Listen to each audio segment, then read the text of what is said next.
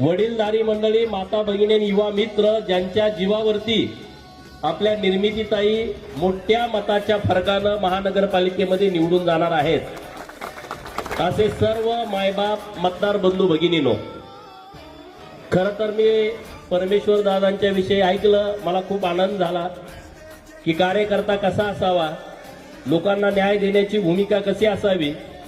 आपल्या या सर्व परिसरातील झोपडपट्टीचं पुनर्निर्माण व्हावं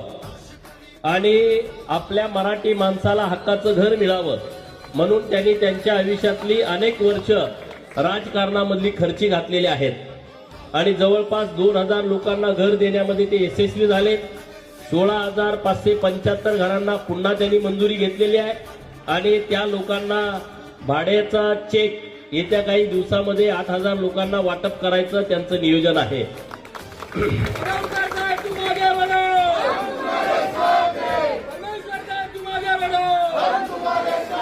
मुंबईमध्ये काम काय महत्वाचं आहे तर हेच काम आहे।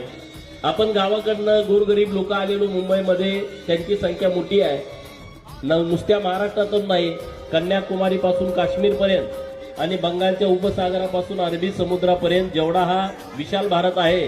त्या भारतातल्या प्रत्येक गावातला एक ना एक माणूस किमान मुंबईमध्ये आहेच आणि तो गरीब आहे।